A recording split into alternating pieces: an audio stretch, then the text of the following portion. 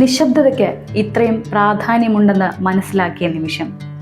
നമ്മുടെ ശബ്ദത്തേക്കാൾ, ഭാഷയേക്കാൾ, നമ്മൾ സംസാരിക്കുന്ന വാക്കിനേക്കാളും നാക്കിനേക്കാളുമൊക്കെ പ്രാധാന്യമുണ്ട് നിശബ്ദതയ്ക്ക് എന്ന് ഓർമ്മിപ്പിക്കുന്നതായിരുന്നു തിരുവനന്തപുരം വൈലോപ്പിള്ളി സംസ്കൃതി ഭവനിലെ കേരള ലളിതകലാ അക്കാദമി ആർട്ട് ഗാലറിയിൽ ഒരുക്കിയ നിശബ്ദം ടെക്സ്റ്റേഴ്സ് ഓഫ് സൈലൻസ് എന്ന ഇൻസ്റ്റലേഷൻ പ്രദർശനം.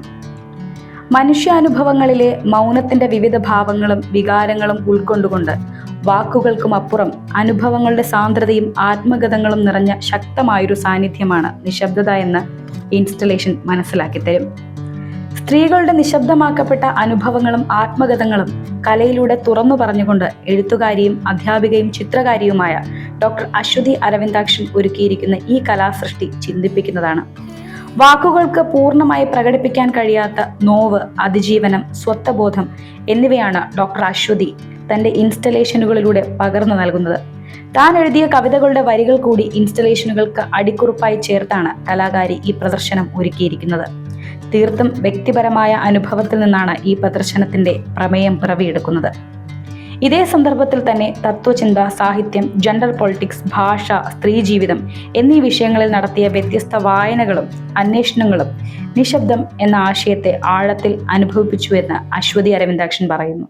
എൻ്റെ ജീവിതത്തിലുണ്ടായ ഒരു പ്രത്യേക ഒരു ട്രോമ എന്ന് പറയാം. ആ ട്രോമ ഭാഗമായിട്ട് ഞാൻ നിശബ്ദമായിരിക്കാൻ ഞാൻ തീരുമാനിച്ച ഒരു സമയമുണ്ടായിരുന്നു പല കാര്യങ്ങളിലും. അപ്പോൾ ആ ഒരു കാലയളവ് 2-3 വർഷക്കാലം ഞാൻ ഒരുപാട് അധ്യാപികയാണ്, എനിക്ക് വായന ഇഷ്ടമാണ്. പക്ഷേ ഈ ഒരു നിശബ്ദം എന്നുള്ള ഒരു വിഷയത്തിൽ ഞാൻ ഒരുപാട് വായിക്കാൻ തുടങ്ങി. ഒരിക്കലും ഞാൻ ചിന്തിച്ചിട്ടില്ല അങ്ങനെ ഒരു വിഷയത്തിൽ ഞാൻ വായിക്കുമെന്ന്.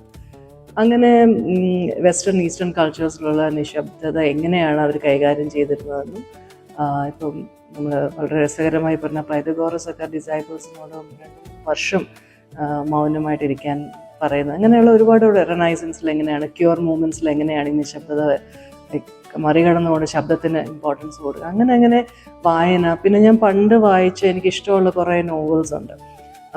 ഇപ്പോൾ കളർ പർപ്പിൾ, അങ്ങനെ പലതും, ഗോഡ് ഓഫ് സ്മോൾ തിങ്സ്.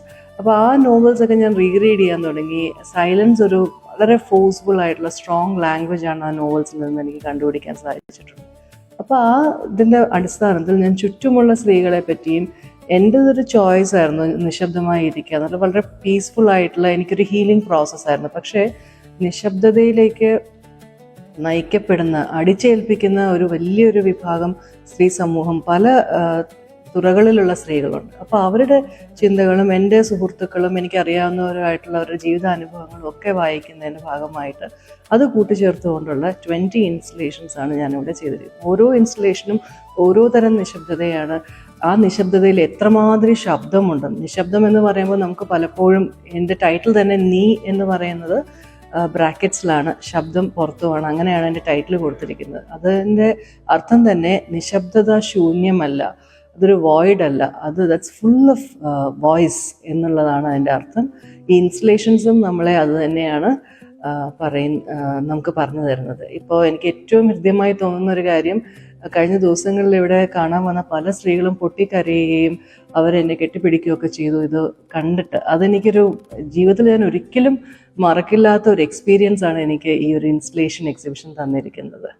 ചിത്രരചനയിലെ പരമ്പരാഗത ശൈലികൾക്കപ്പുറം വിരലുകൾ കൊണ്ട് ക്യാൻവാസിൽ വിസ്മയം തീർക്കുന്ന ഡോക്ടർ അശ്വതിയുടെ മുൻ കവിതാ സമാഹാരങ്ങളായ ആബ്സെൻസ്, പഞ്ഞിമിഠായി എന്നിവയും ഏറെ ശ്രദ്ധിക്കപ്പെട്ടിട്ടുള്ളവയാണ്.